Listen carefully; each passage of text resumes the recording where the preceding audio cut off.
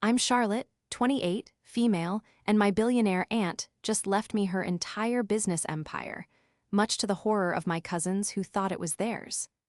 It's a sentence that sounds like the beginning of a fairy tale, or perhaps a cautionary one. For me, it was the start of a war I never wanted to fight, but one my family had been waging against me my entire life. My aunt, Eleanor Vance, was a force of nature. She had built Vance Industries from a small textile workshop into a global conglomerate that touched everything from technology to real estate. She was sharp, eccentric, and had a gaze that could make even the most confident CEO feel like a schoolboy caught cheating. To the world, she was a titan. To my cousins, Donovan and Beatrice, she was their golden ticket. To me, she was just Aunt Elle. Our family tree has two main branches. There was my mother, a quiet woman who married a history professor, and her brother, Uncle Robert, who married for status and produced Donovan and Beatrice.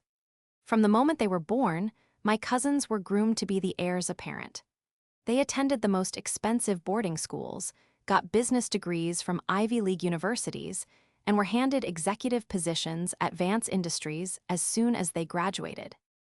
Donovan, at 35, was a vice president of regional sales, a title that gave him ample opportunity to expense lavish dinners.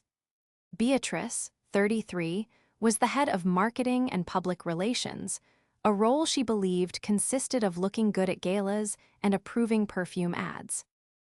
I, on the other hand, was the family's quiet disappointment. I inherited my father's love for the past and my mother's reserved nature. I didn't want a corner office, I wanted a quiet corner in a library.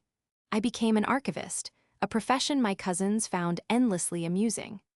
Charlotte's cataloging dusty old papers while we're closing million-dollar deals, Beatrice once announced at a Christmas dinner, to a round of sycophantic chuckles from her parents. This dynamic, this clear-cut hierarchy of worth, was the backdrop of my entire life. I remember one specific summer when I was 15. Aunt Eleanor had invited all of us to her sprawling lakeside estate. Donovan and Beatrice spent the week trying to impress her, reciting stock market figures and talking loudly about their future business plans. I spent my time in her library, a magnificent two-story room filled with first editions. One afternoon, Eleanor found me carefully repairing the spine of an old poetry book. She didn't say anything, just pulled up a chair and watched, a small, thoughtful smile on her face. Later that evening at dinner, Donovan boasted about winning a junior sailing regatta. Uncle Robert clapped him on the back and said, "That's my boy, a true Vance, leading the pack." He then glanced at me and sighed. And Charlotte spent the day with her dusty books. Eleanor's fork clinked against her plate. "There is more strength in preserving history, Robert," she said, her voice quiet but firm, "than in sailing a boat someone else paid for." The table went silent. It was the first time anyone had ever defended my interests. My cousins never forgave me for it. Another time, a few years ago, the family gathered for Aunt Eleanor's 70th birthday. Donovan and Beatrice had commissioned a hideous, life-sized oil painting of themselves to present to her, claiming it represented the future of the Vance legacy. It was gaudy and presumptuous. I had spent months researching our family's history, tracing our lineage back to a small village in Scotland. I compiled my findings into a hand-bound leather book, filled with copies of old documents, photographs, and stories I'd uncovered. When I gave it to her, Beatrice scoffed. "A book? How quaint." But Aunt Eleanor's eyes welled up. She spent the rest of the evening ignoring her other guests, engrossed in the pages, asking me questions about ancestors whose names my cousins had never even bothered to learn. These were the moments that defined my relationship with Eleanor. It wasn't about business or money, it was a connection of shared values, patience, integrity, and a respect for things that last. My cousins saw my quietness as weakness, my aunt saw it as strength. They saw my profession as irrelevant, she saw it as a sign of a meticulous and careful mind. Which brought us to now. The funeral was a grand, somber affair, attended by senators and CEOs. Donovan and Beatrice stood at the front, accepting condolences as if they were the chief mourners, the designated heirs. I stood in the back, content to be overlooked, just wanting to grieve my aunt in peace. After the service, the immediate family was summoned to Mr. Finch's law office for the reading of the will. The air in the mahogany-paneled room was thick with anticipation. Donovan sat with his chest puffed out, while Beatrice was already texting someone, likely a designer for her new bereavement chic wardrobe. Mr. Finch, Annalena S., lawyer for 40 years, was a man as precise and unyielding as the legal documents he drafted. He read through the initial bequests, donations to charities, small sums for loyal staff, and then he paused. "And now," he said, looking over his spectacles, "we come to the matter of Vance Industries and the remainder of the estate." Donovan leaned forward, a hungry glint in his eye. Beatrice finally put her phone down. "I, Eleanor Vance," Mr. Finch read, his voice steady, "being of sound mind and body, do hereby bequeath my entire controlling interest in Vance Industries, along with all associated properties, assets, and liquid funds, to my beloved niece." He paused again, and for a heart-stopping second, the world seemed to hold its breath. "To Charlotte Morrow." The silence that followed was more profound than any noise. It was a vacuum, sucking all the air and arrogance out of the room. I felt my own heart stop. I knew about the private letter she'd sent me, hinting at a great responsibility, but I never imagined this. Not all of it. Donovan's face went from pale to beet red. "What? That's impossible. There must be a mistake." Beatrice just stared, her mouth slightly agape. "Charlotte, our Charlotte, the librarian." Mr. Finch didn't flinch. "There is no mistake. The will is ironclad. Eleanor was very specific." He then handed me a thick, sealed envelope. "Your aunt wanted you to have this. It contains all the necessary information and a personal letter." The drive from the lawyer's office to the family home for the post-funeral gathering was a blur. My uncle and aunt were silently fuming. Donovan and Beatrice looked at me as if I had sprouted a second head. When we arrived, the house was filled with extended family and business associates. No one knew about the will yet. They just assumed, as everyone always had, that my cousins were in charge. And it was in that moment, in the crowded drawing room of the home where I'd always been an afterthought, that the first shot was fired. Donovan, recovering his swagger, strode over to me. He smirked, a cruel, condescending expression. Well, quite the little surprise," he sneered, his voice low enough so only I could hear. "Don't get any ideas. This is our world, Charlotte. You're just a guest." He then gestured towards the catering table. "Now, be a dear and get me a coffee. Black, and while you're at it, one for Beatrice. You should get used to serving your betters. It's important to know your place, little girl." He and Beatrice, who had glided over to join him, shared a laugh. It was the same laugh they'd used when I'd tripped in the school play, the same laugh they'd used when I told them I wanted to study history. It was a laugh designed to diminish, to hurt, to put me back in the box they had built for me. And in that moment, holding the heavy envelope from Mr. Finch in my hands, I felt a strange calm wash over me. I thought of Aunt Eleanor's quiet smile in the library. I thought of her final letter, which I hadn't even opened yet. I looked at their smug, expectant faces, and I made a decision. I would not fight them. Not here. Not like this. I would play along. "Of course, Donovan," I said, my voice even. "How do you take it again, Beatrice?" Their laughter grew louder, confident that they had won, that the natural order had been restored. They had no idea. They saw a timid archivist, their perpetual little cousin. They didn't see the woman their billionaire aunt had just trusted with her entire legacy. They watched me walk toward the coffee pot, and they thought I was learning my place. In reality, I was just biding my time, waiting for Monday morning. The scent of roasted coffee beans filled the air, a strangely comforting aroma in a room crackling with tension. As I walked towards the catering table, I could feel dozens of eyes on me. Some were curious, others were filled with the same pity I'd been receiving my whole life. They saw Charlotte Morrow, the bookish niece, fetching coffee for her important cousins. They saw exactly what Donovan and Beatrice wanted them to see. I picked up the heavy, ornate silver coffee pot.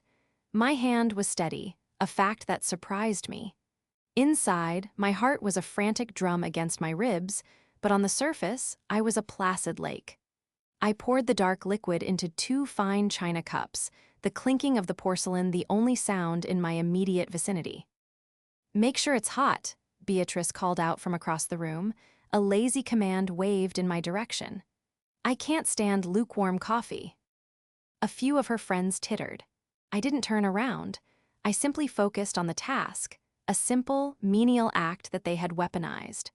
I was no stranger to their casual cruelty. It was a language they had perfected over years of family holidays and gatherings. They used it to establish their dominance, to remind everyone, especially me, of the pecking order.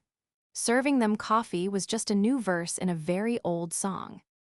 As I wide the cups back, navigating through clusters of whispering relatives, I thought about the letter in my purse. It felt like a warm stone against the cool leather. Annalena had sent it via courier the week before she passed, with a single instruction written on the front: "Read this only after Mr. Finch has read my will." I had honored her request, and now its presence was a secret shield. It contained her voice, her wisdom, and, I suspected, her strategy.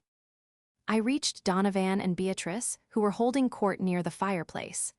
They had already moved on, laughing about a ski trip to Aspen. They didn't even look at me as I approached. "Your coffee," I said softly. Donovan took his cup without a word of thanks, immediately taking a loud slurp. "Finally," he muttered. Beatrice, however, held up a hand, stopping me as I offered hers. She looked me up and down, a theatrical once-over designed to appraise and dismiss. "You know, Charlotte," she said, her voice dripping with mock concern, "I do hope you're not too overwhelmed by all of this." "I'm managing," I replied, keeping my expression neutral. "Good," she said, finally taking the cup. "Because nothing's really going to change for you. I mean, let's be realistic. You're not cut out for this world. A dusty library is one thing, a boardroom is another." She took a delicate sip. "This is a bit strong. Go add a splash of cream for me, would you?" She held the cup back out to me. It was a power play, pure and simple. A test. She wasn't just asking for cream, she was demanding I make a second trip, a second act of servitude. My Uncle Robert was watching from a few feet away, a look of grim approval on his face. This was right. This was the proper order of things. His children, the leaders, and my mother's child, the helper. "Of course," I said again, my voice betraying nothing. I took the cup from her and turned back toward the table. As I walked away, I heard Donovan's low chuckle. "See, know your place, little girl, it's not so hard." That phrase, "know your place," echoed in my mind. It was their mantra, the foundation of their worldview. Their place was at the top, and mine was at the bottom. They believed it as fervently as they believed in the power of money. After adding the cream and returning the cup to Beatrice, who accepted it with a dismissive nod, I found a quiet, empty corner near a window overlooking the gardens. The sun was beginning to set, casting long shadows across the manicured lawns. I needed a moment to breathe, to let the sting of their condescension fade. I slipped my hand into my purse, and my fingers found the thick, creamy paper of Aunt Alina's envelope. I pulled it out. My hands trembled slightly as I broke the wax seal, which was stamped with the familiar Vance family crest, a stylized eagle. Inside were 2 documents. The first was a sheaf of papers from Mr. Finch, full of legal jargon, share certificates, and deeds. The second was a handwritten letter, penned in Aunt Alina's elegant, forceful script. "My dearest Charlotte," it began. "If you are reading this, then the world knows my secret, that you, my quiet, thoughtful girl, were always my true heir. I can picture the looks on your cousins' faces now. Do not let their shock or their anger intimidate you. Their arrogance is a cage of their own making. You have never been so confined. They will test you. They will try to belittle you and push you aside. They will see your kindness as weakness because it is a quality they do not possess and therefore cannot value. They will likely do something petty and symbolic very soon, perhaps even today, to try and put you back in what they perceive to be your place. Let them, do not fight them on their terms, do not argue or cause a scene. Your power does not come from loud proclamations, it comes from quiet confidence. Your stage is not a crowded room full of gossiping relatives. Your stage is the boardroom. Until then, observe. Listen. Let them reveal their true selves. Let them underestimate you one last time. It will be their final, most costly mistake. I did not give you my company to punish them, Charlotte. I gave it to you because you are the only one who can protect it. You value legacy, not just profit. You understand that the foundation of Vance Industries was built on integrity, something your cousins have long forgotten. You are smarter, stronger, and more capable than they have ever allowed you to believe. I have enclosed a private summary of the company's current state, including notes on key personnel and ongoing projects. Study it. Mr. Finch is your ally. He was my most trusted advisor, and he is now yours. Trust his counsel. Wear the power I have given you like the gift it is. It is not a burden, but a tool. Use it to build, not to break. But do not be afraid to be firm. A foundation must be cleared of weeds before you can build upon it.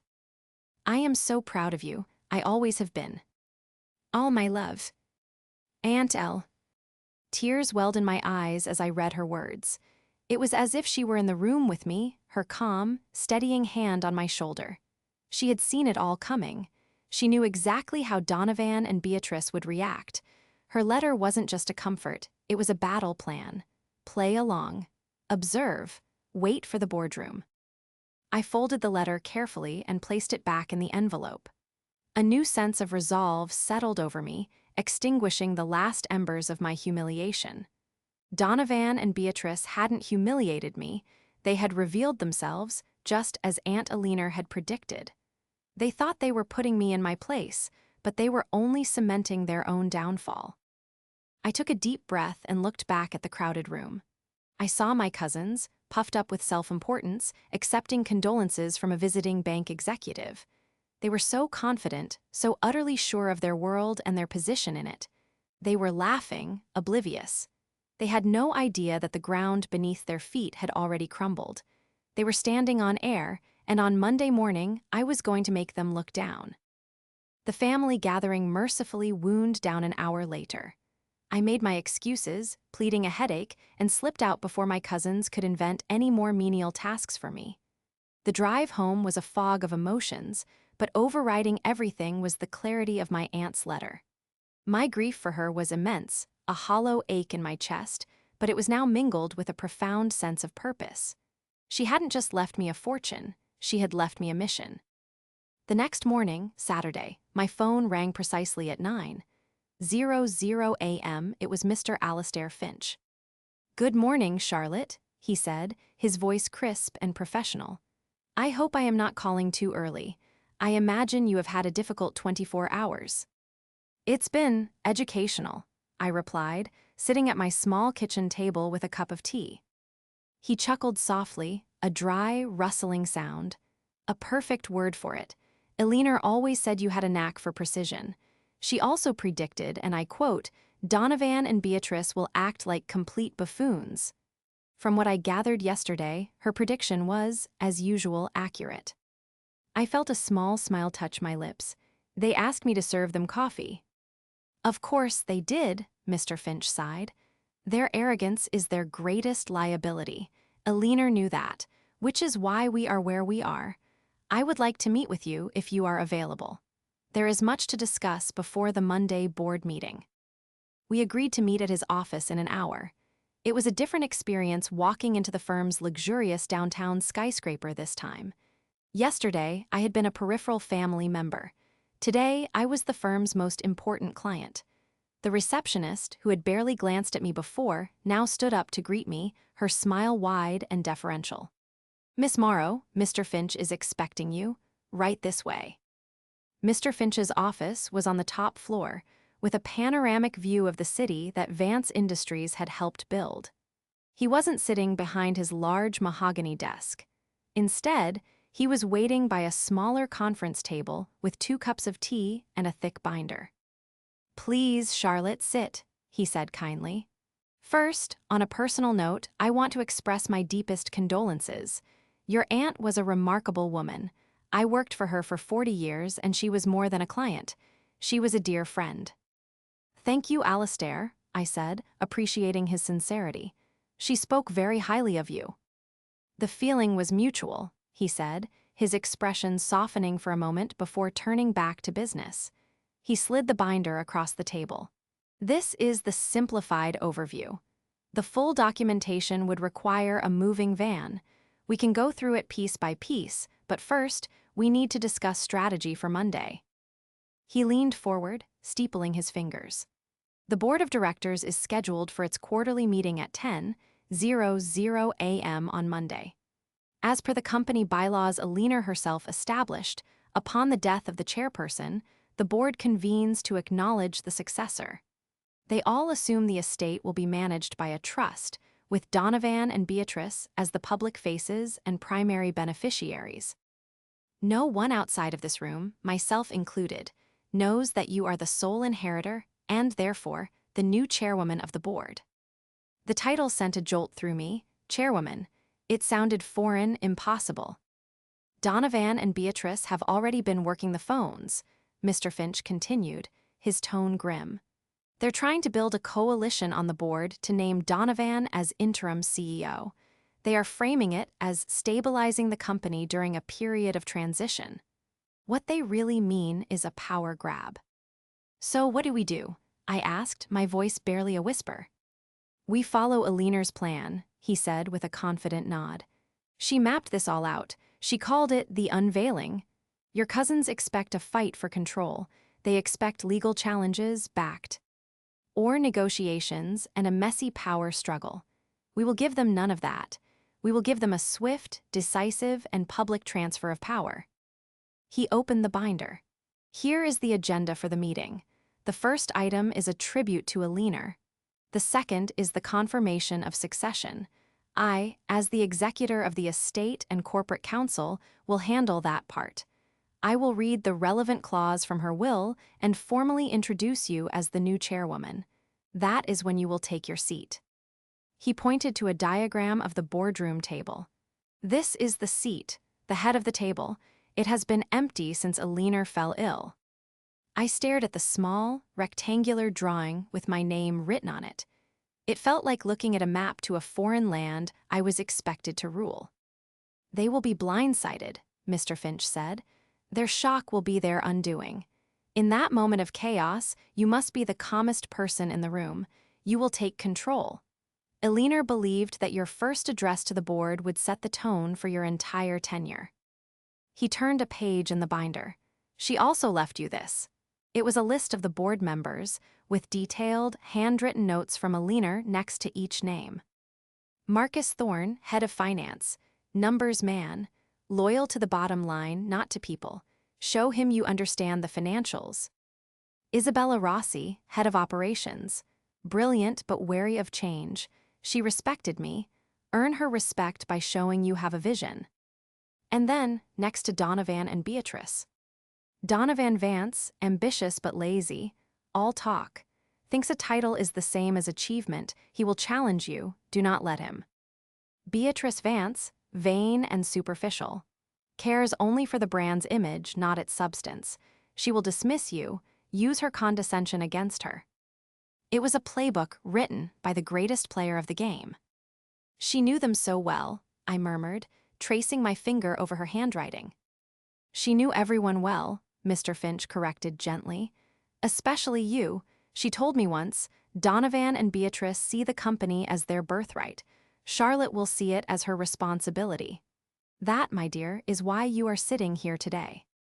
For the next 2 hours, Mr. Finch and I went through the company's vitals. We talked about profit margins, global supply chains, and a new tech acquisition that was in a delicate phase. He explained things clearly, without condescension, answering my questions patiently. My mind, trained to categorize and find patterns in historical documents, started to absorb the information. The sprawling, intimidating beast of Vance Industries began to take on a structure, a history, a logic. It wasn't so different from an archive, just with spreadsheets instead of manuscripts. As our meeting concluded, Mr. Finch looked at me, his expression serious. Charlotte, I must be frank, this will not be easy. Your cousins will not go quietly. They will try to undermine you. The business world can be ruthless. Are you prepared for that? I thought of the humiliation yesterday. I thought of a lifetime of being made to feel small, and I thought of my aunt's unwavering faith in me. "I'm not the person they think I am, Alistair," I said, my voice stronger now. "They think I'm a timid little archivist who's afraid of her own shadow. They've never seen me when something I care about is threatened." A genuine smile spread across Mr. Finch's face. "That is precisely what a leaner said you would say." He stood up and extended his hand. "Welcome to Vance Industries, Madam Chairwoman. Shall we give them a Monday to remember?" I shook his hand, my grip firm. "Let's." Leaving Mr. Finch's office, I felt as though I was walking on different ground. The city streets, once just a backdrop to my quiet life, now seemed to belong to me in some strange, terrifying way. Every building with the Vance Industries logo etched into its facade felt like a new weight on my shoulders. This was my responsibility now. The rest of the weekend passed in a surreal haze. I declined my mother's worried calls, telling her I just needed some time to process everything. I knew she was caught in an impossible position, torn between loyalty to her daughter and a lifetime of being intimidated by her brother's family. A confrontation with her would have to wait. My priority was preparing for Monday. I spent Saturday afternoon and all of Sunday closeted in my small apartment, which suddenly felt inadequate, like a child's bedroom in a palace. The dining table was covered with the documents Mr. Finch had given me. I read every report, every financial summary, every note my aunt had made. I delved into the company's history, not the polished version on the website that Beatrice's department had created, but the real story I found in old quarterly reports and archived press releases. I learned about the gambles Alina took in the early days, the recessions she weathered, the competitors she outmaneuvered with sheer brilliance. I was not just learning about a business, I was learning about the true legacy of the woman who had entrusted it to me. My phone buzzed intermittently with texts from my cousins. They were a mix of feigned concern and thinly veiled threats. From Beatrice, "Hope you're doing okay, sweetie. Don't worry about all the scary business stuff. Donovan and I will handle it. We just want to make sure you get a fair share of the personal effects. Let me know if you want that old pearl necklace of hers." She was already dividing the spoils, offering me trinkets while she and her brother planned to seize an empire. The condescension was so ingrained she probably didn't even realize how transparent she was being. From Donovan, "Charlotte, we need to talk. There are things in motion you don't understand. Don't do anything foolish. Just sit tight and wait for instructions from me after the board meeting on Monday. This is for your own good." His message was a command, an assertion of authority he no longer had. He was so blinded by his own entitlement, he couldn't conceive of a world where he wasn't in charge. I didn't reply to either of them. My silence, I knew, would be interpreted as fear and confusion. It was the perfect camouflage. Let them think I was cowering in my apartment, overwhelmed and clueless. Let them walk into that boardroom on Monday brimming with misplaced confidence. On Sunday afternoon, I took a break from the paperwork and went to my closet. My wardrobe consisted mostly of comfortable sweaters, sensible trousers, and dresses more suited for a library than a boardroom. This was the armor of Charlotte the archivist. It wouldn't do for Charlotte the chairwoman. Aunt Alina had been a famously impeccable dresser. She believed that clothing was a form of communication. "Dress for the job you want," she once told me, "and always make sure your shoes are polished. People notice." Remembering her words, I went to the back of my closet, to a garment bag I hadn't opened in years. Inside was a gift from Aunt Alina from my university graduation. It was a beautifully tailored navy blue suit with a silk blouse. At the time, it had felt far too formal and powerful for me. I had thanked her, but I'd never worn it, thinking there would never be an occasion grand enough. I slipped it on. It fit perfectly. Staring at my reflection in the mirror, I saw a stranger. The suit changed my posture, making me stand taller, my shoulders straighter. The timid, bookish girl was still there in my eyes, but she was now framed by an aura of authority. I was no longer just Charlotte Morrow. I was the woman Eleanor Vance chose. This suit was my battle armor. That evening, I did not sleep much. I lay awake, replaying conversations with my aunt in my head. I remembered her teaching me how to play chess in her study, her voice patient as she explained strategy. "Never underestimate your opponent, Charlotte," she'd said, "but more importantly, never let them know your true strength until the final move. Let them think they are winning right up until the moment you say, checkmate." That was her plan for me. The family gathering was their opening move. The coffee incident was them taking what they thought was a key piece. My silence was me letting them advance across the board. Monday was checkmate. I thought about my cousins. Did I hate them? I didn't think so. Hate was too strong an emotion. I pitied them. They had been given every advantage in life, money, education, opportunity, and it had made them weak, arrogant, and hollow. They had mistaken their privilege for merit. They had spent their lives looking down on me from their gilded perch, never realizing that I had been learning from the master herself, right under their noses. As the first light of dawn broke, casting a gray glow into my room, a sense of calm finally settled over me. The fear was gone, replaced by a steely resolve. I was not doing this for revenge. I was doing this to honor my aunt's legacy. I was doing this to protect the company she had poured her life into. And perhaps I was also doing this for the 15-year-old girl in the library, the girl who was finally being told that her quiet strengths were more valuable than all the noise in the world. I showered, styled my hair, and put on the navy blue suit. Looking in the mirror one last time, I saw not a stranger but myself, fully, for the first time. Sunday night felt like the eve of a battle. The city lights twinkled outside my window, a sprawling galaxy of offices and homes, many of them connected in some way to the empire I now controlled. The sheer scale of it was dizzying, but my focus had narrowed to a single point in time. 10:00 a.m. Monday, in the main boardroom of the Vance Tower. I spent the evening not just reviewing financials, but preparing my mind. Aunt Eleanor's gift wasn't just the company, it was the strategy. And the most crucial part of that strategy was my transformation the overlooked niece, into the undeniable leader.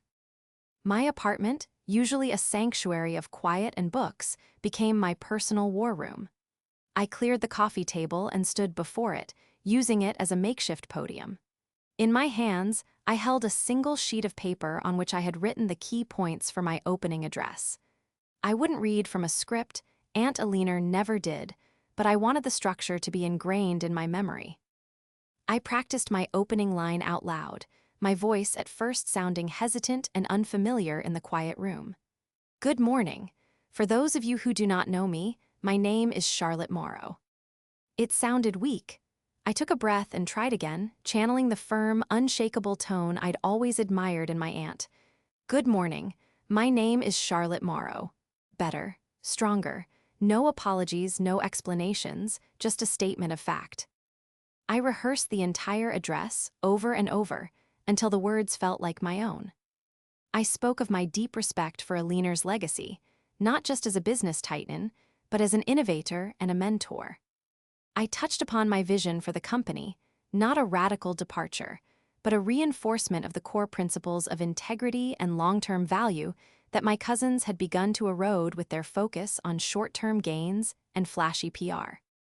With each repetition, my confidence grew. I was no longer just reciting words, I was embodying them. I imagined the faces of the board members as Eleanor had described them. I pictured Marcus Thorne, the numbers man, and made a mental note to include a specific, positive data point from the Q3 report. I envisioned Isabella Rossi, the operations head, and I refined the section about investing in our employees and infrastructure, showing I cared about the substance of the company, not just its stock price. And then I pictured Donovan and Beatrice. I imagined their smug expressions turning to disbelief, then to panic, then to fury. This was the most difficult part. I had spent a lifetime flinching from their disapproval. Now I had to be the one to cause it, to stand firm in the face of it, and to use it to my advantage. I practiced looking directly at an imaginary Donovan as I delivered the lines about accountability and transparency. I imagined meeting Beatrice's icy glare as I spoke about the importance of authentic branding over superficial image. I was arming myself, not with anger, but with an unassailable sense of purpose. My preparation wasn't just mental. Following Aunt Alina's advice about appearances, I laid out the navy blue suit, the silk blouse, and a pair of simple, elegant heels she had also given me. I polished the shoes until they gleamed. I selected a single piece of jewelry to wear, a simple, understated watch that had been my aunt's. It wasn't her flashiest piece, but it was the one she wore every day. It felt like a transfer of power, a passing of the torch. As I laid everything out, a memory surfaced. I was about 12 and I had come to my aunt's office after school. She was preparing for a hostile takeover bid from a rival corporation. Her desk was a flurry of papers, and she was on the phone, her voice calm but diamond-hard. She was dressing down some high-powered banker, dissecting his flawed logic with surgical precision. I sat silently in the corner, mesmerized. When she hung up, she saw me watching, wide-eyed. She winked. "Don't ever let anyone mistake your politeness for permission, Charlotte," she had told me. "A velvet glove should always conceal an iron fist." On Monday morning, my cousins would only see the velvet. They wouldn't realize the nature of the hand beneath until it was too late. I finally went to bed around midnight, my mind buzzing. But instead of anxiety, I felt a strange sense of peace. I had done my homework. I was prepared. The outcome was not left to chance. It was the logical conclusion of a plan set in motion years ago by a woman who could see the future. All I had to do was step into the role she had created for me. All I had to do was be the woman she always knew I was. Monday morning arrived, cool and clear. The sky was a brilliant, cloudless blue. It felt like a day for new beginnings. I dressed with deliberate slowness, each piece of the outfit a layer of armor. The silk blouse, the sharp lines of the suit, the quiet tick of my aunt's watch on my wrist. When I looked in the mirror, I saw the chairwoman of Vance Industries staring back. I took a taxi to the Vance Tower, arriving at 9:30 a.m., a full 30 minutes before the meeting was scheduled to begin. Mr. Finch was waiting for me in the lobby, a reassuringly calm presence in his immaculate gray suit. "Good morning, Madam Chairwoman," he said with a slight bow of his head. "Are you ready?" "I am," I replied, and I was surprised by the steadiness of my own voice. "Excellent, they are beginning to gather upstairs," he informed me as he led me to a private elevator.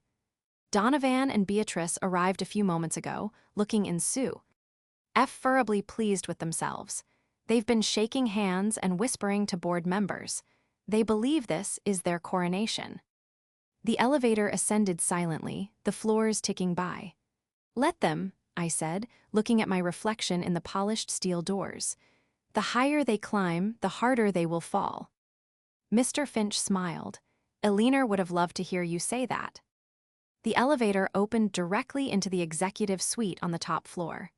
The boardroom was at the end of a long hall, its great oak doors closed. We didn't go there.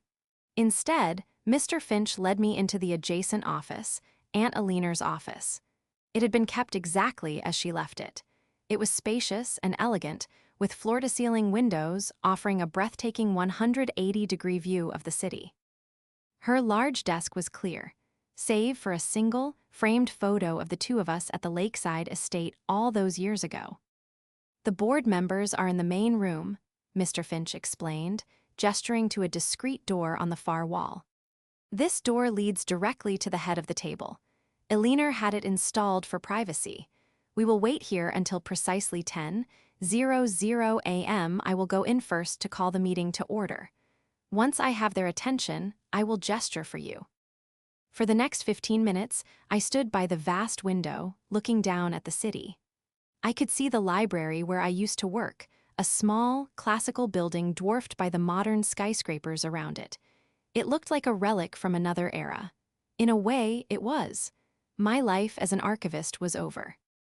At exactly 9:59, Mr. Finch gave me a final, encouraging nod. "It's time." He walked out the main door and down the hall to the boardroom.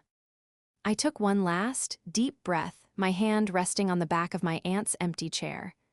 I could feel her presence, her pride, her unshakable belief in me. Then I walked to the private door, my heels clicking softly on the marble floor. I waited, listening. I heard Mr. Finch's voice from the other side. "Good morning, ladies and gentlemen. If you could please take your seats, we will begin." There was a shuffling of chairs and papers. "The first item on the agenda is to formally acknowledge the passing of our visionary leader, Eleanor Vance. Her absence is a profound loss, both for this company and for the world." A moment of respectful silence followed. Then, the silence was broken by my cousin's voice. "Thank you, Alistair," Donovan said, his tone oozing false sincerity. "We all feel the loss deeply. However, we believe Aunt Eleanor would have wanted us to ensure the company's stability above all else. That is why my sister Beatrice and I are prepared too."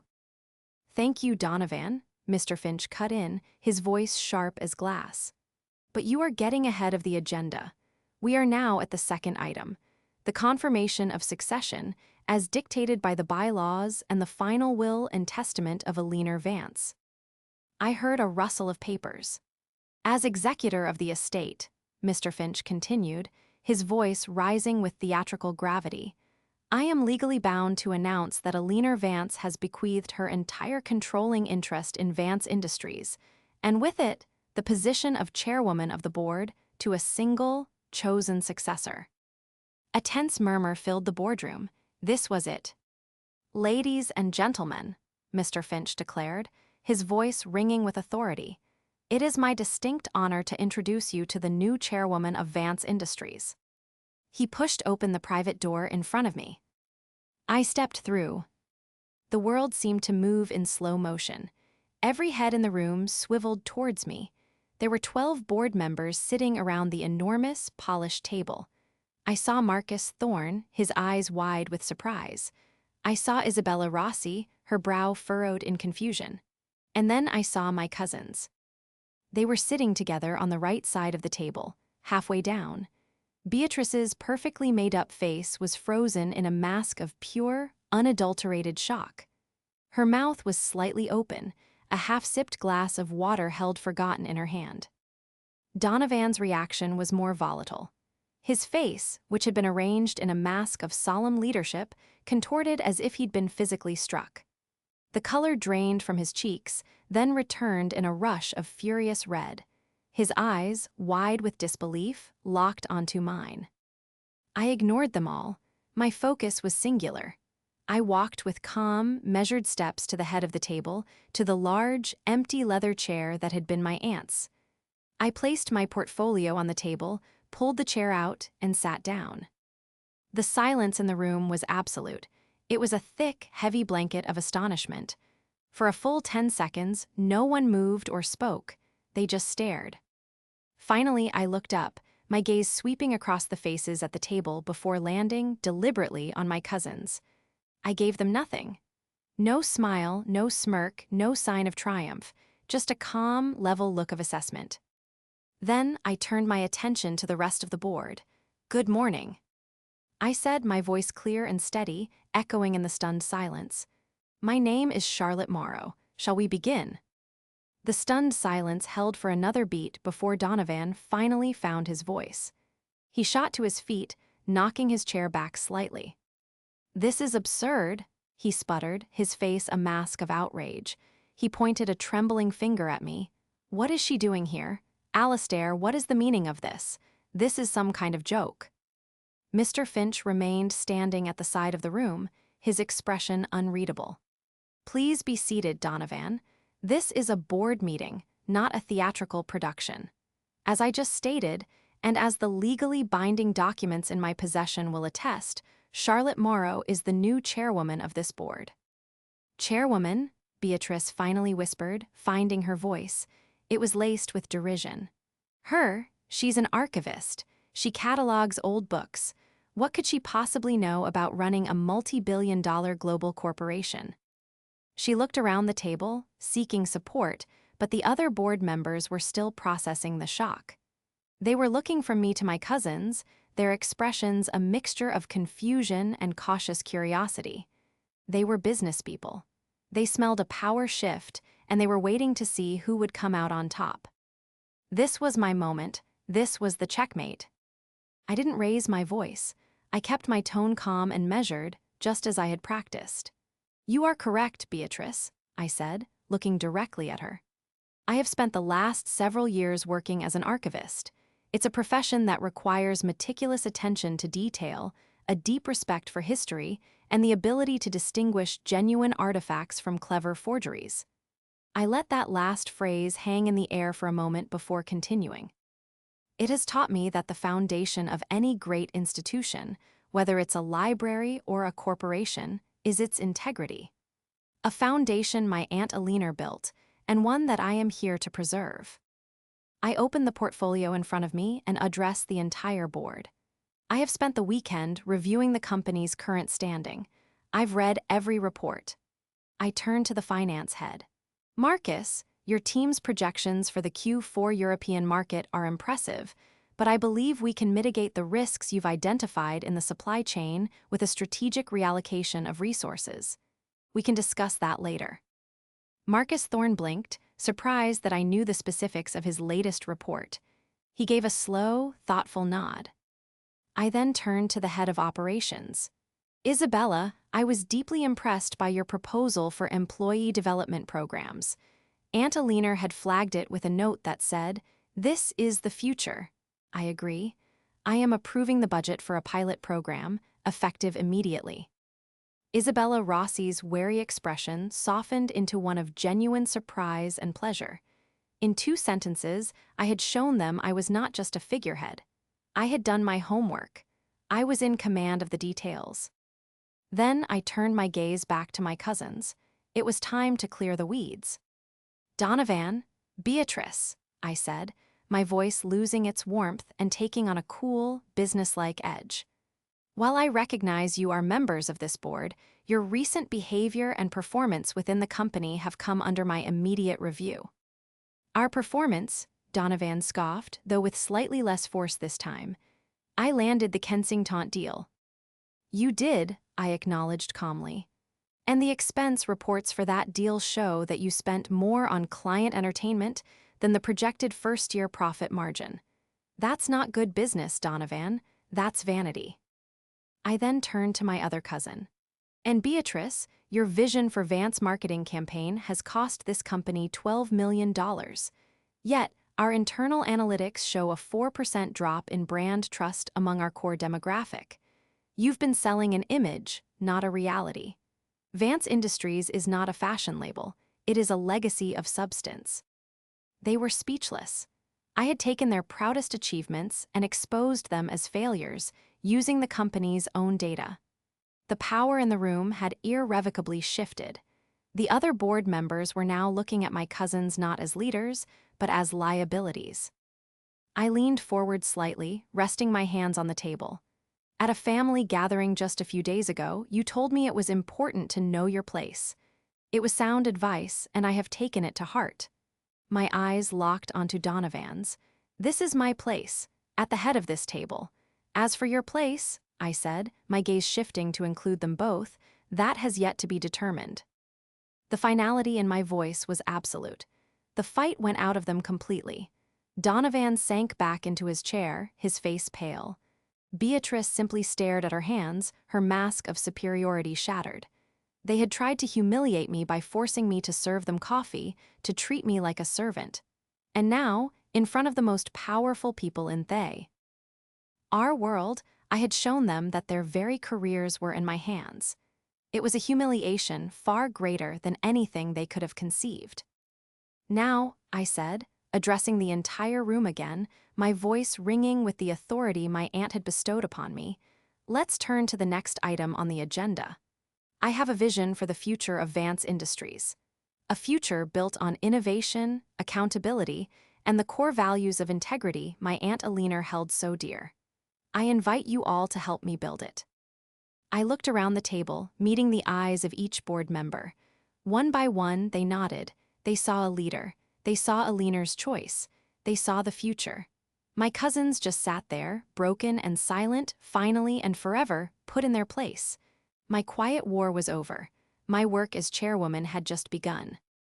So, to anyone out there who has ever been underestimated, belittled, or told to know their place, I want you to remember this.